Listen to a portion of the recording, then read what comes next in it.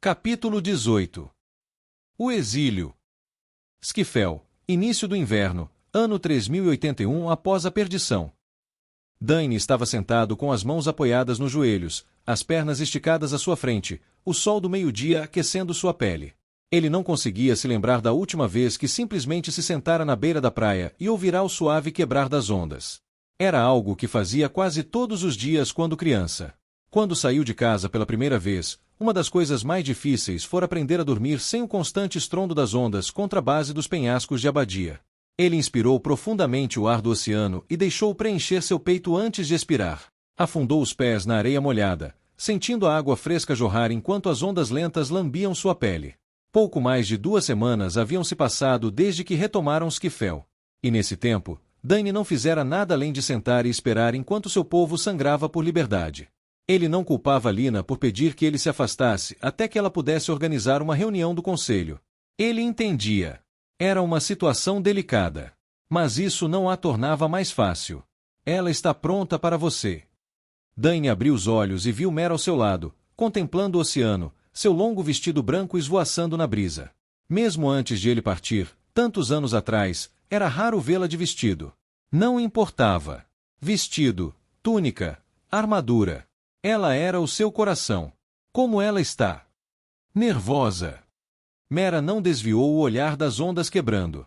Dany assentiu distraidamente, respirando fundo e soltando o ar em um suspiro. Ela não confia em mim. Não completamente, disse Mera, sentando-se na areia ao lado de Dany. Mas ela está tentando. Você esteve fora por muito tempo, e nesse tempo, ela lutou com unhas e dentes para chegar onde está. Ela nos uniu.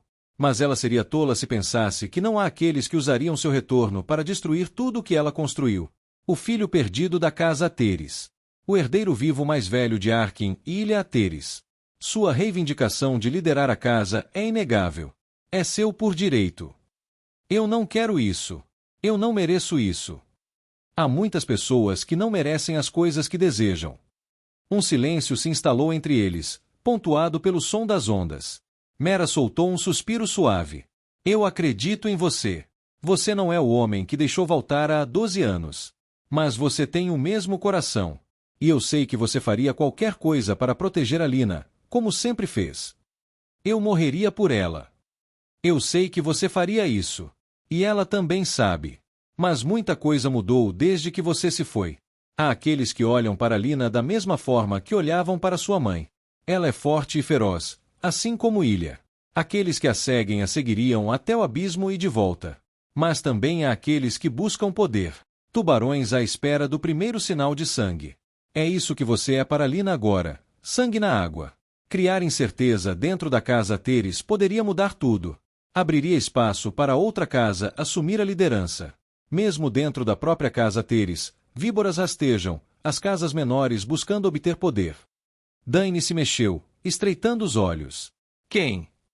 Se ele quisesse servir a Lina, precisaria conhecer seus inimigos. Reynan Sahar, Turik Balier e Era Malik. Esses 3 são provavelmente os mais notáveis.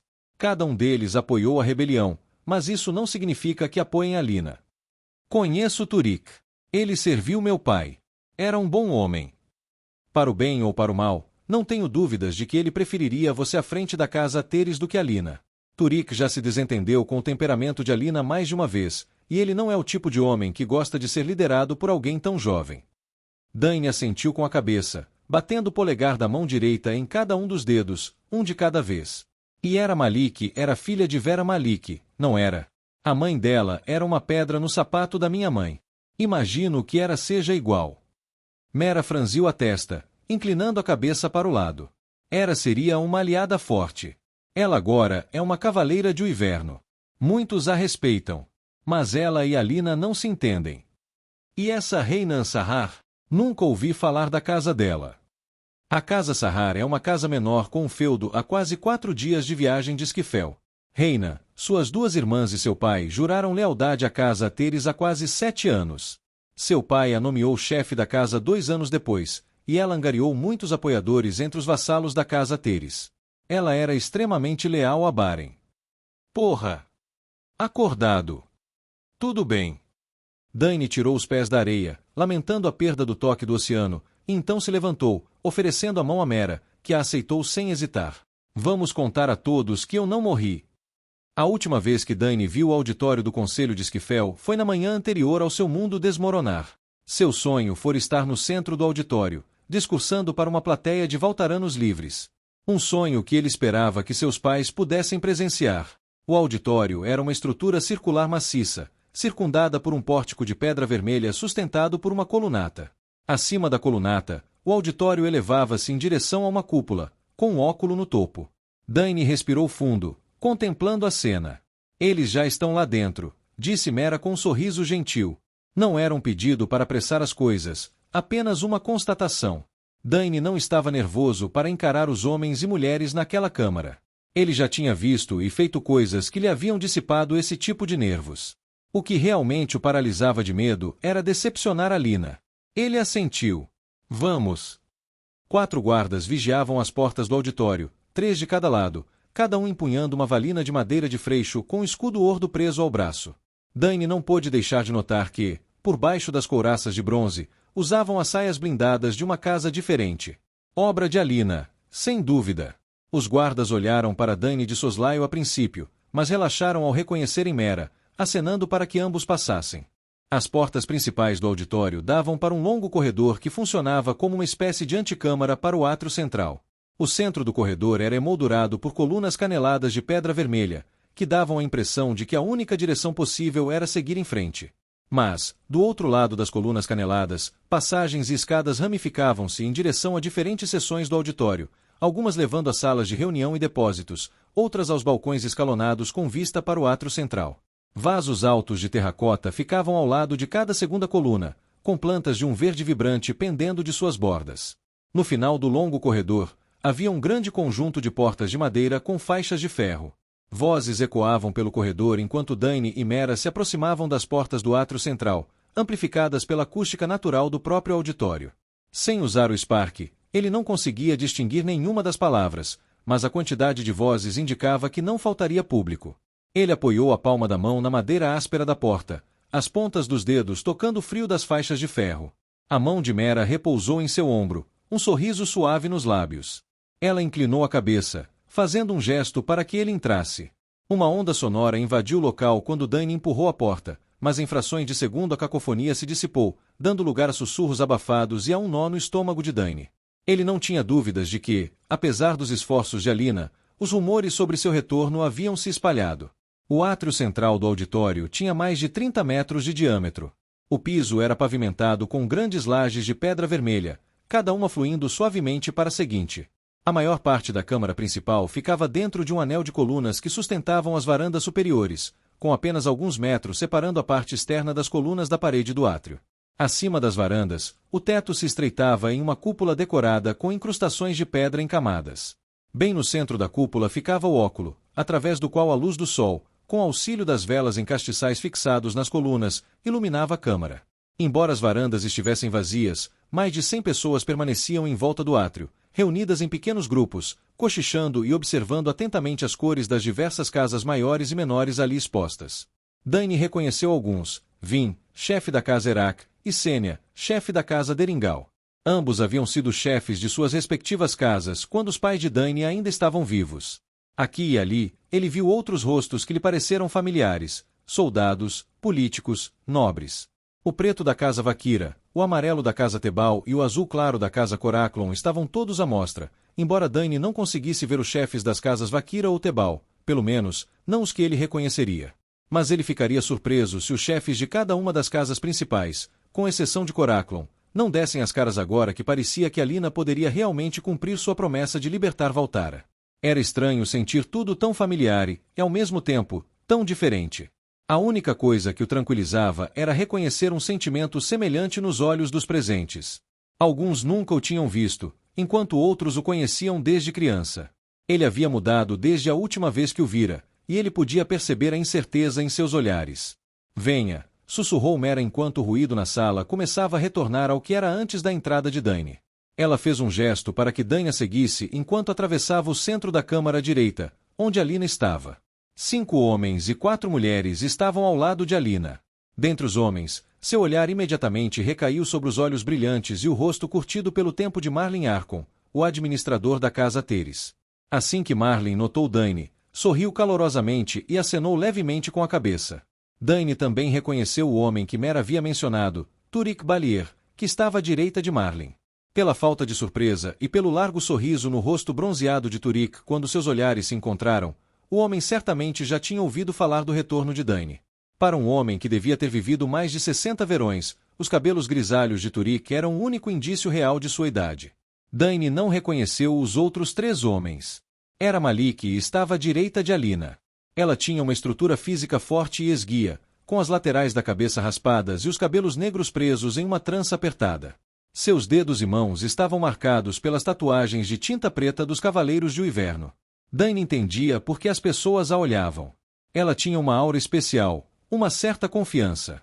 Ele não reconheceu as outras 3 mulheres, mas 2 delas tinham as marcas dos Cavaleiros do Inverno, além de outras, o que significava que a terceira, com os cabelos loiros e o nariz achatado, devia ser Rhaenys Sahar, a mulher que Mera dissera ser extremamente leal a Baren. Enquanto Dany atravessava o centro do átrio, seguindo Mera, seu olhar encontrou o de Alina, e seu coração parou. Ele não achava que chegaria o momento em que pudesse olhar para sua irmã sem sentir um orgulho imenso da mulher em que ela havia se tornado. Se Rhaenys Sahar tinha uma aura de confiança, Alina era um farol flamejante. Ela estava em sua armadura de batalha de couro escuro, com espirais laranja esmaltadas na placa peitoral, uma espada presa ao quadril e botas blindadas nos pés. O laranja queimado da casa Teres era visível em suas saias blindadas, e as marcas de tinta preta em seus dedos, mãos e braços estavam totalmente à mostra. Ela parecia pronta para a guerra. Ela parecia uma Vindari. Dany acenou com a cabeça para a irmã enquanto passava por ela, tomando seu lugar ao lado de Mera, mas tudo o que recebeu em troca foi um sorriso fraco. Estamos todos aqui, anunciou Alina, erguendo as palmas das mãos, gesticulando para que o murmúrio cessasse. Ela hesitou por um instante, lançando um olhar ao redor da sala antes de virar a cabeça para observar uma mulher com uma longa túnica preta bordada com espirais brancas. Eu esperava que pudéssemos ver Tula Vakir aqui hoje. A mulher balançou a cabeça. Tula ainda se recusa a tomar partido. Mas não importa. Ela pode ser a chefe da casa Vakira, mas o povo está com você. A mulher levou o punho cerrado ao peito. Pela lâmina e pelo sangue, Vindari. O povo de Lostren está ao lado da casa Teres. Por Valtara. Alina assentiu com a cabeça, sem demonstrar qualquer emoção. Ela se virou para um homem com uma túnica amarela e uma couraça de aço polido. E quanto a Miron Tebal? Ele já decidiu se juntar à nossa causa. O homem inspirou profundamente pelo nariz antes de encarar Alina. Ele diz que não cometerá o mesmo erro que seu pai. Não acreditará nas falsas promessas de outro Ateres. Diz que esta rebelião será esmagada, assim como a última e a anterior a essa. Todos os que a apoiam queimarão em suas casas. Ele abriu os cais de Mirefal para navios imperiais e ofereceu abrigo aos sobreviventes de Loria. Ele é um covarde, rugiu Sênia, chefe da casa Deringal, com sua longa trança dourada caindo sobre o ombro e contrastando com a couraça de bronze que adornava seu peito. Gritos de concordância ecoaram pelo átrio, reverberando na pedra. Deveríamos invadir Mirefal, gritou um homem vestido com o azul pálido da casa Coraclon. Só de ver o azul da casa do Alto Lord Loren, Dany sentiu uma onda de fúria incandescente percorrer seu corpo. Dany olhou ao redor da câmara para os rostos furiosos, cada pessoa discutindo sobre o que deveria ser feito. Ele voltou seu olhar para Alina, que simplesmente permanecia ali, observando. Após alguns instantes, Alina ergueu as mãos mais uma vez, e a câmara silenciou. Ela olhou para a mulher de túnica amarela que havia falado inicialmente. Kyria, quantos sob o comando da casa Tebal e seus vassalos estão dispostos a lutar ao nosso lado? A mulher balançou a cabeça. Não mais do que 2 ou 3 mil Miron os envenenou para que não se rebelassem e os aconselhou a não participar, para que o Império os visse com bons olhos. Ele conta as histórias de Sormvacek. Ele usa a cidade queimada como exemplo do que acontece quando se opõe ao Império. Ele chama você de belicista. Mais gritos irromperam pela câmara, e Dany cerrou o punho, o peito apertando enquanto as lembranças das chamas ardentes queimavam sua mente, os gritos dos moribundos ecoando na noite. Como esse Miron ousava usar aquele massacre para seu próprio benefício? Era difícil para Dany se conter. Tão difícil que precisou morder a bochecha para voltar a si. Ele podia ver Mera observando-o pelo canto do olho. Belicista! Alina exclamou, entrando no centro do átrio. Seu olhar não estava fixo na mulher que falará, mas sim percorria a multidão reunida. Miron Tebal pode me chamar do que quiser. As palavras de um covarde não significam nada. Murmúrios de concordância ecoaram pela sala. Por muito tempo, o Império nos oprimiu. Dany podia ver os músculos da mandíbula de Alina se contraindo. Levaram meu irmão, Ovai, quando ele mal tinha visto seu primeiro verão. Assim como fizeram com o seu, Sênia. E com o seu, Hera. Assim como fizeram com todas as famílias de Valtara desde a primeira rebelião, alimentando-as em seus próprios exércitos. Eles nos despojam de nossos parentes. Usam-nos como arma para alimentar nosso medo. Quando foi a última vez que você viu um Valtarano capaz de empunhar a centelha? Eles colhem nosso povo. Nos podam como árvores. Deixam crianças morrerem de fome enquanto enchem seus navios com nossos grãos e nossas frutas. Então me chamem de belicista porque eu quero guerra. Os músculos do pescoço de Alina se tensionaram enquanto ela gritava, seus punhos cerrados ao lado do corpo. Eu quero liberdade para o meu povo. Eu quero um mundo onde nossos filhos possam estar seguros e onde nossas escolhas sejam nossas. Quem dentre vocês estará comigo? Este é o nosso momento. É aqui que fazemos as nossas escolhas. Quem dentre vocês lutará, com espada e com sangue, para que nossos filhos, e os filhos dos nossos filhos, não sofram o que nós sofremos? O átrio explodiu em alvoroço. Rugidos e gritos ecoaram pelas paredes, botas de aço estalaram contra a pedra, punhos golpearam couraças. Para Valtara! Alina rugiu. Por Valtara! Dany se viu gritando, com sangue pulsando em suas veias. Quando os cânticos e gritos cessaram, Reynan Sahar deu um passo à frente. E quanto à guarda do dragão? As palavras fizeram com que os gritos agonizantes se quebrassem num silêncio sepulcral. Alina se virou para Reyna, lançando um olhar para Dany ao fazê-lo. E quanto à guarda do dragão, Alina Teres, repetiu Reyna. Foi a guarda do dragão que esmagou a primeira rebelião. Foi a guarda do dragão que assassinou seu pai e sua mãe. E foi a guarda do dragão que massacrou o povo de Sormvacek. Como pretende impedi-los de fazer o mesmo novamente? Porque só um tolo a seguiria para o vazio. Alina deu um passo em direção a Reyna, seu olhar penetrante. Por um instante, Dany pensou que sua irmã pudesse atacar Reyna. Em vez disso, ela passou por ela, com os olhos fixos em Dany. Alina parou a poucos passos de Dany Mera. Só um tolo repetiria os erros do passado. Ela se virou para Reyna, que estava no centro da reunião, abaixo do óculo. A guarda do dragão não será um problema. Reyna mudou de postura, erguendo as sobrancelhas enquanto observava Alina. Ela tinha a expressão de um lobo que havia apanhado uma lebre numa armadilha. Agora você é vidente, Alina Teres. Você mata seu irmão e de repente sabe o futuro? Espera que simplesmente acreditemos na sua palavra. Alina fechou a mão direita em um punho, e seus olhos se estreitaram. Ela está te provocando. Não caia na armadilha. Dany deixou a centelha pairando fora de alcance. Se chegasse a esse ponto, ele não hesitaria. Alina respirou fundo e soltou o ar, abrindo os dedos. Você acha que pode me manipular, Reyna? Sua paixão por Baren é notória. Mesmo depois de sua morte, você ainda o segue como um cachorrinho perdido. Não, eu não sou vidente. Mas o chamei aqui por um motivo. Como todos vocês sabem muito bem, nossa guerra pela liberdade já começou. Acenos de concordância foram acompanhados por suaves aplausos. Nós expulsamos o Império de Skifel e Ironcrek, juntamente com todas as terras entre elas. Em seguida, marcharemos sobre Lostren e, depois disso, sobre Mirefal. Nós sabemos disso, disse Reyna, balançando a cabeça. Mas ainda estaremos indefesos contra a guarda do dragão quando eles vierem em busca de vingança. E eles virão. Alina encarou Reynan com um olhar frio. De Mirefal, tomaremos a fortaleza de Ashiron, onde a cônsul Rinda e Loren Coraclon se escondem atrás de suas muralhas, aguardando reforços imperiais. Reforços imperiais que deveriam ter chegado há semanas. Você sabe por que eles não chegaram, Reyna? Como diabos eu saberia disso? Qual é o seu maldito objetivo? Alina sorriu. Dany não conseguiu conter o riso diante da demonstração de arrogância da irmã.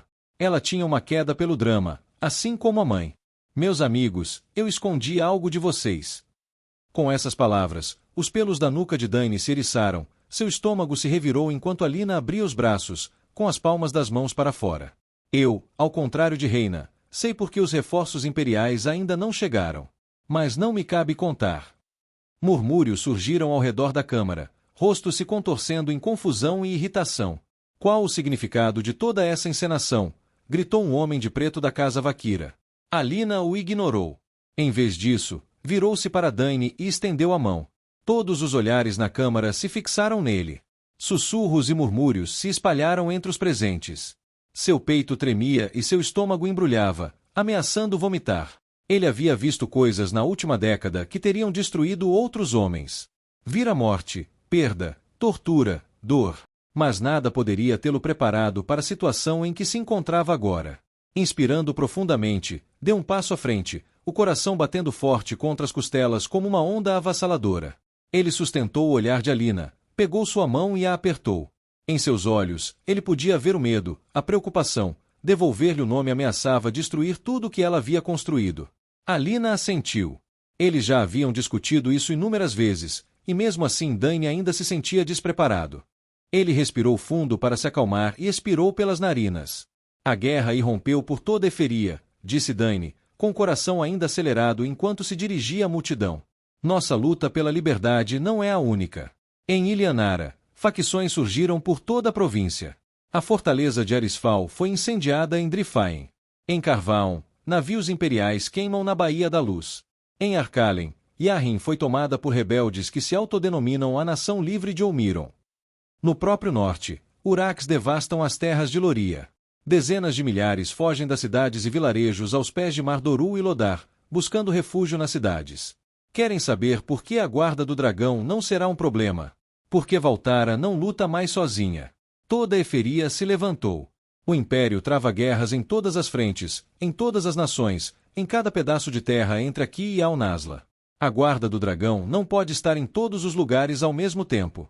Não podemos prever tudo, mas se alguma vez houve um momento para lutar por uma Valtara livre, esse momento é agora. E quem é você para nos dizer isso? Perguntou uma mulher vestida com um longo vestido de linho nas cores de uma casa menor que ele não reconheceu. De onde vêm esses relatos? Dany enfiou a mão na sacola ao lado, tirando uma pilha de envelopes com lacre rompido. Esses relatórios vêm dos meus contatos por todo o continente. Este aqui, disse ele, entregando à mulher que havia falado, é de Drifaen. Foi escrito por Bair de Canar, braço direito do príncipe rebelde Aleron Elmund. Este aqui, disse ele, estendendo um envelope com lacre de cera multicolorido para Reynan Sahar, foi escrito por Aurelian Animar de Arcalen. Ele lidera a Nação Livre de Olmiron. Dany continuou distribuindo os envelopes até chegar ao último. Esta última carta vem de Aeson Virandrar. Mais gritos e murmúrios ecoaram pelo átrio, mas logo se dissiparam. Ficou claro que a maioria estava ansiosa para saber o que estava escrito na carta. O teatro fora ideia de Alina. Dany havia se oposto veementemente, mas estava longe de vencer. Naquele momento, porém, teria sido difícil para ele dizer-lhe que ela estava errada. O que nos importa? Aeson Virandrar. Foi Aeson Virandrar quem desencadeou essas rebeliões. Quem pavimentou o caminho para a liberdade de Valtara. Todos vocês ouviram os rumores sobre um novo Draleide. São verdadeiros. Há um novo Draleide. Seu nome é Calembrier, e ele se opõe ao Império. De que adianta um Draleide contra 9? Não faz diferença, gritou um homem do fundo da multidão. Sozinho? De jeito nenhum. Mas montado em um dragão, com os cavaleiros do inverno de Valtara ao seu lado e os povos livres de Eferia às suas costas, isso é algo completamente diferente. Pela primeira vez em 400 anos, há um Draleide que se opõe ao Império. Um Draleide que voaria asa a asa com nossos Vindari. Esta é a nossa chance. É agora que lutaremos. Com espada e com sangue. Enquanto murmúrios de concordância se espalhavam pela câmara, Reynan Sahar se virou para Dany, balançando a cabeça e erguendo a carta que lhe entregará. Essas palavras poderiam ter sido escritas por qualquer um. Você realmente espera que marchemos para a guerra baseados nas palavras de um estranho? Se recuarmos agora, talvez nos concedam clemência, mas se insistirmos e perdermos, eles nos esmagarão. Dany deu um passo em direção a Reynan, mantendo o olhar fixo no dela. Não sou um estranho. Então, quem é você? Porque eu nunca vi seu rosto por aqui. Dany sustentou o olhar de Reynan por um instante antes de se virar para Lina, que hesitou, mas acabou assentindo com a cabeça, formando uma linha fina em seus lábios. Dany apertou a barra de suas vestes com os dedos, os músculos da mão se contraindo involuntariamente. Ele esperara por aquele momento por tanto tempo. Inspirando profundamente pela última vez, puxou a barra das vestes, revelando o brasão da casa Teres que fora tatuado em seu peito esquerdo quando ainda era menino. Suspiros de choque se espalharam pela câmara. Dany viu o reconhecimento nos rostos daqueles que um dia o conheceram. Meu nome é Dany Ateres. Meu pai era Arkin Ateres. Minha mãe era Ilha Ateres. Com as mãos amarradas, assisti de uma nave imperial enquanto a guarda do dragão devastava Sormvacek. Ouvi os gritos de crianças morrendo. Senti o cheiro de carne queimada. Eu estava lá quando mataram meu pai e minha mãe. Um nó se formou no peito de Dany enquanto ele revivia aquela noite. Ele apertou as vestes com força, sentindo lágrimas queimarem nos cantos dos olhos. A raiva se insinuou em sua voz. Fui exilado de Valtara, avisados de que, se algum dia retornasse, meu irmão e minha irmã seriam enforcados nas ruas de Esquifel enquanto eu assistia. 12 anos estive ausente. E por 12 anos, cacei aqueles que feriram nosso povo. Com a ajuda de Aezon Virandran, seus corpos agora alimentam a terra. Com exceção de Loren Coraclon. O homem que é verdadeiramente responsável pela morte de meus pais e pela morte de todos aqueles que morreram naquele dia e em todos os dias desde então.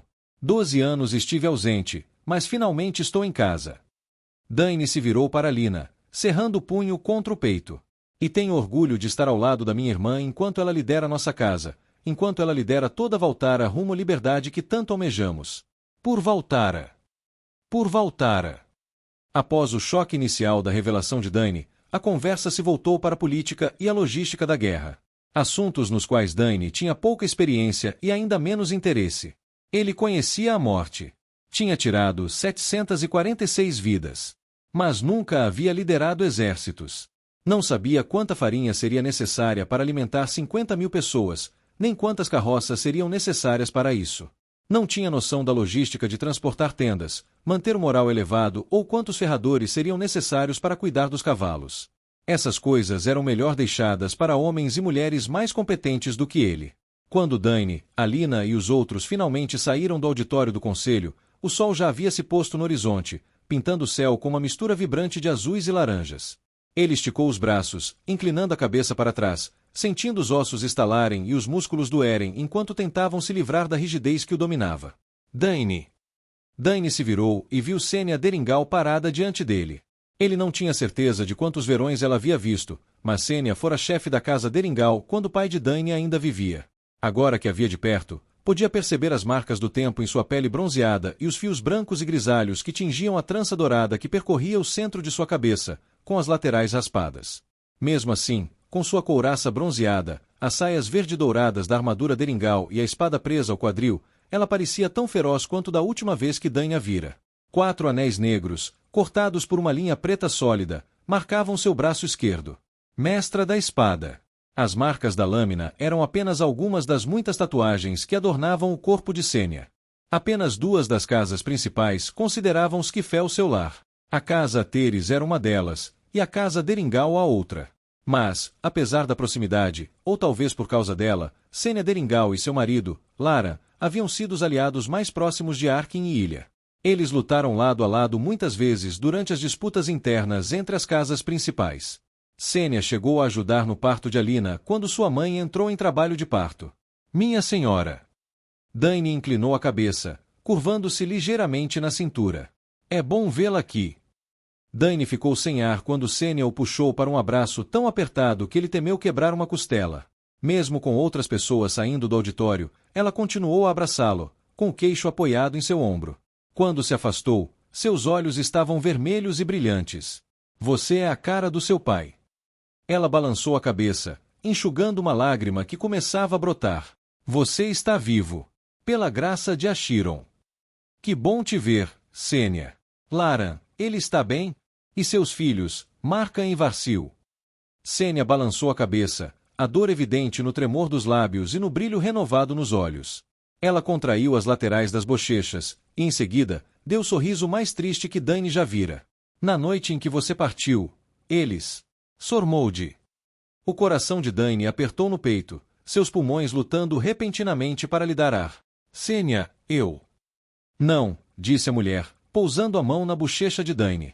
Sofri tanto que temo que não haja mais tristeza no mundo. Os olhos de Sênia, ainda úmidos de lágrimas, brilharam à luz do pôr do sol enquanto ela observava o rosto de Dany. Ela soltou um profundo suspiro pelo nariz e se virou para Lina e Dany, com Mera e os outros da casa Teres atrás deles. Terminei meu luto.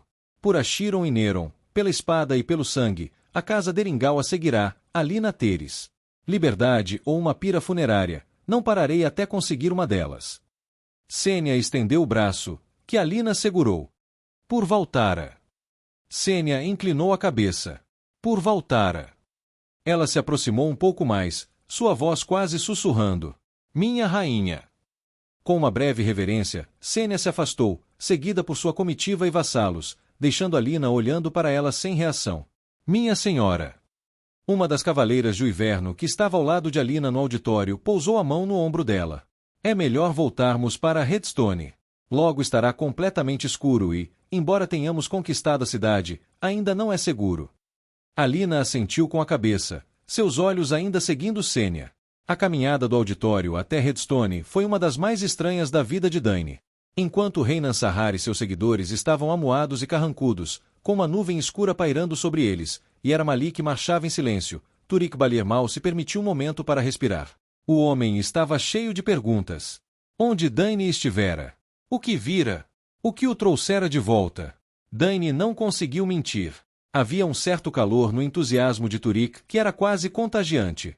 Voltei pela minha família, disse Dany, lançando um olhar para Lina enquanto falava. Voltei por Valtara. Muito bem, meu senhor. Turik assentiu vigorosamente com a cabeça. Permita-me dizer que é uma verdadeira honra tê-lo de volta. Quando sua mãe concedeu à casa Balir um lugar sob a casa Teres, jurei a ela que jamais vacilaria. Jurei que minha linhagem sempre a apoiaria. Ver seu filho primogênito retornar me traz imensa alegria. Minha mãe tinha muito respeito por você, Turik. Ela disse isso em muitas ocasiões. Nunca duvidei da lealdade da casa Balir. É bom estar em casa. Ao virarem a esquina, as muralhas de Redstone surgiram à vista, espessas e altas, com estátuas aninhadas em nichos ao longo de toda sua extensão. Lanternas pendiam no topo da muralha, os últimos raios de sol reluzindo nas couraças de bronze dos guardas de Redstone que vigiavam as ameias. Que barulho é esse? Perguntou uma das cavaleiras de inverno de Alina, inclinando a cabeça. A princípio, Dany não tinha certeza do que a mulher estava falando, mas então ouviu, um som melódico agudo. Cordas. Parece música. Dany se abriu para a centelha. Com os magos imperiais já fora da cidade, ele tinha razoável certeza de que não haveria ninguém por perto para senti-lo. Ele puxou uma minúscula fração de ar, deixando-a conduzir as ondas sonoras até seu ouvido, seguindo-as até sua origem. Está vindo da fortaleza. Alina se virou para Mera, depois para Marlin, que balançou a cabeça, dando de ombros. Vamos, disse Alina, acelerando o passo. Vamos ver do que se trata. O som da música foi ficando mais alto à medida que se aproximavam dos portões de Redstone, tornando-se mais nítido. Dany reconheceu a canção. O retorno de Ardur Valin. Reconheço a melodia, disse Alina, mas não consigo lembrar qual é a música. Conta a história de Ardur Valin. Um sorriso caloroso se espalhou pelo rosto de Marlin enquanto ele falava, olhando entre Dany e Alina. Ele foi o fundador de uma antiga casa Valtara, agora extinta. Ele também foi o primeiro Valtaran a unir as casas sob um único rei. Seu pai costumava cantarolá-la para você quando estava cansada. Os guardas que faziam a vigia nos portões endireitaram-se, batendo com as extremidades de suas valinas no chão enquanto o grupo passava por eles. Mas que diabos! A voz de Dany se perdeu enquanto ele atravessava o portão, boquiaberto. Lanternas pendiam de postes por todo o jardim da fortaleza, algumas até mesmo penduradas nos galhos das laranjeiras. Queimadores de óleo emolduravam o caminho de lajes marrom-avermelhadas que atravessava o centro do jardim, dos portões até a casa principal.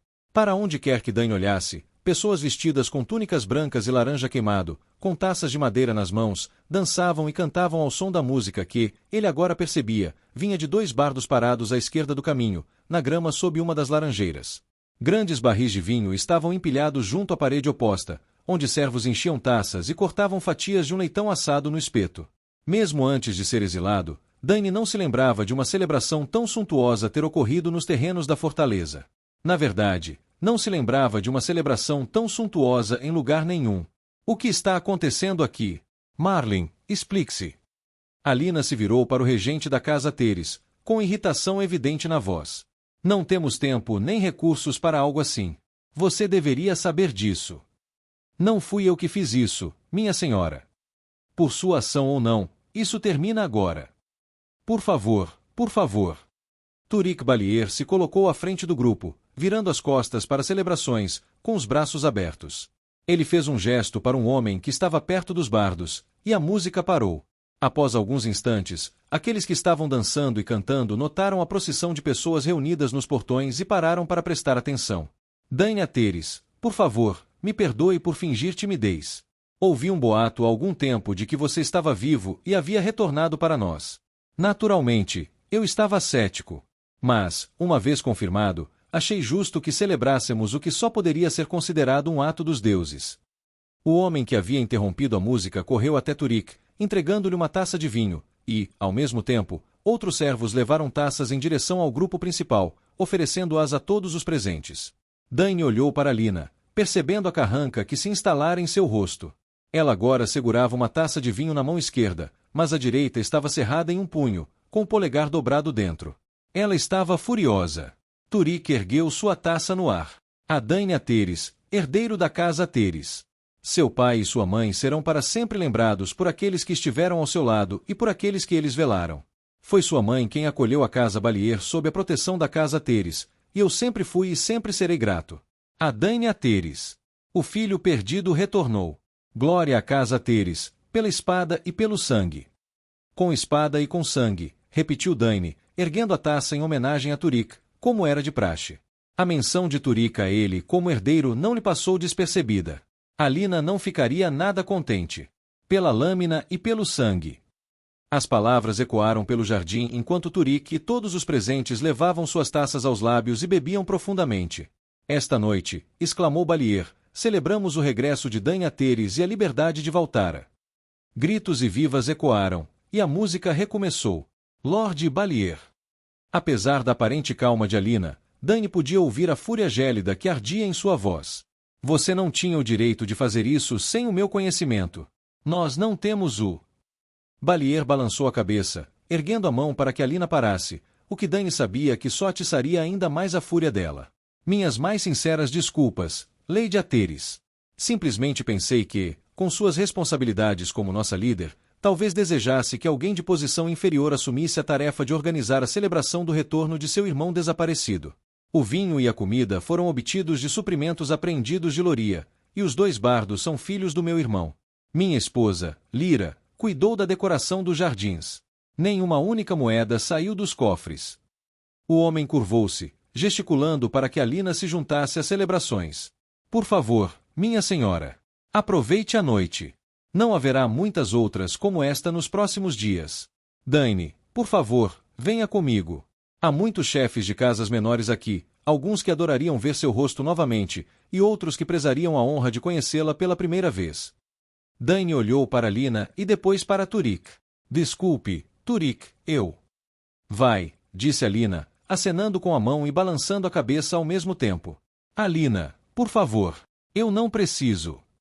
Vai, repetiu Alina, desta vez com os dentes cerrados. Dany soltou um suspiro de frustração. Não havia como vencer. Se ele fosse embora com Turik, Alina ficaria furiosa por ele ter ido, mas se não fosse, Alina ficaria furiosa por ele ter quebrado sua palavra. Ele lançou um olhar para os grandes barris de vinho e pensou consigo mesmo, o que Belina faria? Quase podia ouvir a voz dela em sua cabeça. Se você vai se meter em encrenca de qualquer jeito, é melhor se divertir. Resignando-se à fúria que estava por vir, Dany assentiu. Siga em frente, Turik. Com prazer, meu senhor. Dany olhou por cima do ombro enquanto caminhava, vendo muitos outros seguindo. Mas Alina e os cavaleiros do inverno que a acompanhavam estavam como estátuas, com os olhares fixos em Dany. Até mesmo Mera pressionou os dedos contra a bochecha, balançando a cabeça. Primeiro o vinho, Turik. Alina inspirou profundamente os aromas frutados do vinho tinto. Expirou, levou a taça de madeira aos lábios, Tomou um gole e deixou os sabores repousarem na língua por um instante antes de engolir. Ela estava parada no parapeito de pedra da janela, no fundo do escritório que outrora pertencera a seu pai, e que agora lhe pertencia, supus. Embora lhe fosse quase impossível pensar dessa forma. Do alto da saliência, Alina podia ver o oceano Antiga, a luz da lua refletindo na água, criando uma imagem distorcida como se os deuses tivessem pintado pinceladas aleatórias de um branco cintilante sobre as ondas. Mas não era a beleza do oceano que roubava a atenção de Alina, e sim os uivernos. O luar cintilava nas escamas das criaturas enquanto elas mergulhavam e planavam sobre os penhascos, em queda livre antes de abrir as asas e roçar a superfície da água. Era como contemplar um céu repleto de joias brilhantes. Quando retomaram Esquifel, os uivernos finalmente reivindicaram os repousos que haviam sido esculpidos nas encostas dos penhascos de Abadian. Milhares de repousos haviam sido esculpidos nos penhascos há um milênio, mas agora os uivernos se resumiam a apenas algumas centenas. Chegaria o dia em que cada um desses repousos estaria cheio. Alina sussurrou, eu prometo. O som distante de música e comemoração embriagada invadiu o escritório, seguido pelo rangido da porta. Alina sentiu alívio ao ouvir a voz de Mera. Pensei que poderia te encontrar aqui. Onde estão Amari e Lukira? Mandei-os beber e dançar, disse Alina, erguendo-se em toda a sua altura e tomando outro gole de vinho, ainda hipnotizada pela beleza quase etérea dos uivernos. Por mais que eu relute em admitir, Turik tem razão. Não teremos muitos dias como este pela frente. E, no entanto, aqui está você. Mera aproximou-se de Alina, com uma taça de vinho na mão.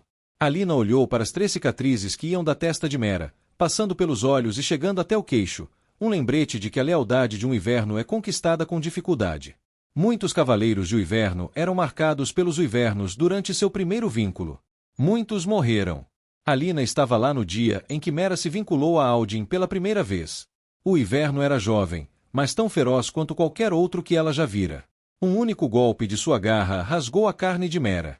O sangue cobriu seu rosto e escorreu pelo peito, mas, além do suspiro inicial de dor, Mera seguiu em frente, continuando a estender a mão para o uiverno. Alina tinha quase certeza de que foi a recusa de Mera em desistir que tocou o coração de Aldin.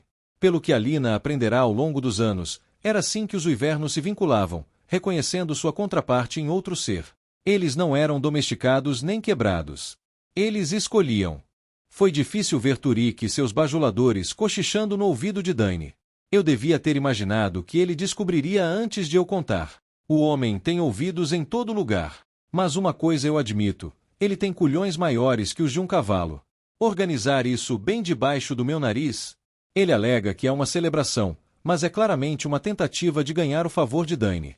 A Daine Ateris, disse ela, imitando a voz anasalada de Turik Balier. Ela ergueu a xícara no ar. Herdeiro da casa Ateris. Como ele se atreve, Mera? Não faço ideia do que meus pais viram naquele desgraçado. Ganhar a atenção de Daine é mais difícil do que dobrar aço, Alina. Principalmente quando se trata de você. Não há nada nem ninguém que ele ame mais neste mundo. Alina ergueu uma sobrancelha. Nada e ninguém. Alina tomou outro gole de vinho, desta vez mais fundo. Não confio em Turik nem um pouco. Nem eu. Ele se opôs à minha liderança no conselho desde o início. Mas agora que também lidero a casa, ele piorou.